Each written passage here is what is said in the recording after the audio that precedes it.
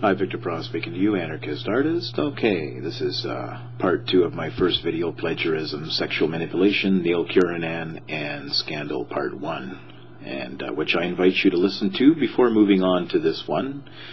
And otherwise it might seem like you're walking in the middle of a movie wondering what the plot is.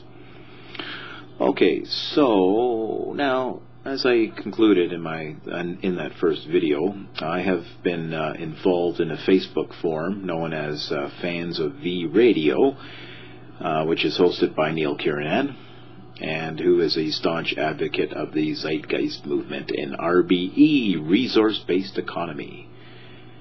And for me, I am an advocate of free market anarchism. So, as you can imagine, we clashed philosophically, which is exactly what you expect, right? So Neil and I did come to a verbal clash of contrary ideas, as so many other people were on that forum. Now, I was on Neil's forum maybe for about 2 months, and at some point I just simply decided to leave. I simply ended my conversation on that forum as I completely lost interest and had little time and energy to devote to the time crunch, which amounts to nothing other than an endless philosophical bickering and bantering back and forth, as my experience proved to be on that forum. So I left. And you know what, I gotta really tell you something. It's ever since my experience, my overexposure to the Zeitgeist crowd, which began, I guess, with my debate in July of this year, 2013, with Matt Berkowitz, and culminating to this forum. I got to tell you, man, Zeitgeisters are really a slippery, sophist lot. I swear to God, man, they are slippery. I'm reminded of Ellsworth Toohey, the antagonist of Ayn Rand's novel The Fountainhead. If you read that book, you know exactly what I mean. And one of Ellsworth Toohey's tactics, which is simply not a product of just a fiction, but it's all too real, to tell you the truth. One of Ellsworth Toohey's tactics is the frequent con game, the ever-popular con game of our century, and which is intellectual snobbery. Intellectual snobbery, the modern con game of our century. Let me explain what I mean. Now, given that I'm a painter, I guess let me paint the picture here. Today, more than ever, what passes for high culture is dominated by those who pretend to admire the ridiculous, the incomprehensible, and they sneer at those who can't understand.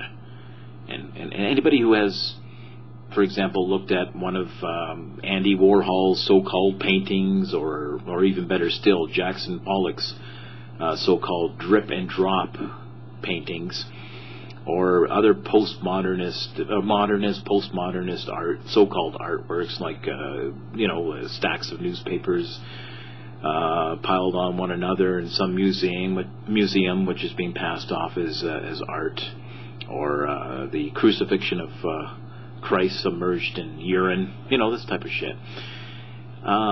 If you've ever had that incredulous puzzlement, that feeling of, but this is fucking bullshit, man. Can I really be expected to take this seriously? This is nonsense, man. The essence of modern intellectual snobbery is the emperor's new clothes approach.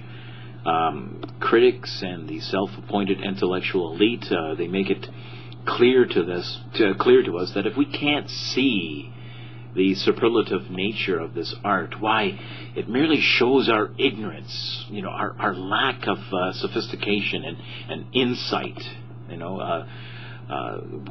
We're deficient in some way. If we just don't get it, man.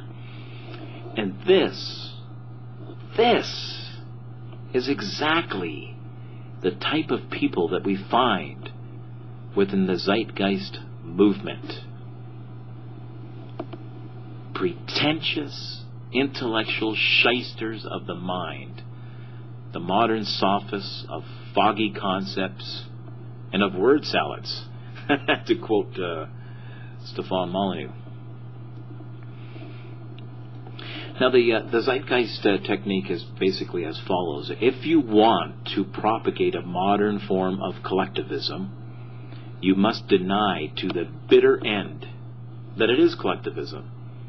It's because collectivism has fallen out of favor as of late. So, what you got to do is propagate, in philosophical essence, the form of collectivism, but deny it. That's part of the tactics, man. You have to deny any relevant kinship to specific forms of collectivism, such as Marxism, socialism, communism. Every second person I've ever come across since my experience with the Zeitgeisters, everybody recognizes it for what it is. It's like, oh, it's fucking Marxism, it's socialism, it's Marxism with robots. Stefan Molyneux identified it. Common people around me, if they get a whiff of it, they identify it. Walter Block, when he came to the debate, he had no idea what the movement was about. He was ignorant of it. He didn't know it. But when he got a dose of it that day at the debate, he was like, well, it's communism. It's a Star Trek modern form of updated, glossy, 21st century veneer Star Trek communism. It's an intellectual bouillabaisse, but it has its roots in collectivism. Pure and simple. So, to continue, if you want to propagate a form of collectivism, deny it to the bitter end, and in your presentation of these ideas, your diagnosis of modern social ills must be brazenly clear. We can see that it's all very agreeable in identifying basic social ills, as we see in the first Zeitgeist movie. But your proof and remedies for those ills must be unintelligible. Your language must be tangled in a mess that will paralyze the critical faculty. There must be a mess of evasions, equivocations, obfuscations, non sequiturs, endless sentences leading nowhere. Peter Joseph. Irrelevant side issues, erudite references to sciences, to pseudo-sciences, to the never-to-be sciences. Ladies and gentlemen, I give you the Zeitgeist movement. This is the Zeitgeist movement. So, in the face of this, I simply decided I was not going to listen to these ideologues who are philosophically akin to flat earth enthusiasts. And things were continuing to get ugly in the fans of V Radio Facebook forum village. I chose to leave. I simply extracted myself from the antagonism. I got my ass out of there. I didn't want nothing to do with it. It was bye-bye. And in the next video, I will continue my exiting from the fans of V Radio forum, where things got particularly ugly, and I'll come to my conclusion. Pop goes the culture.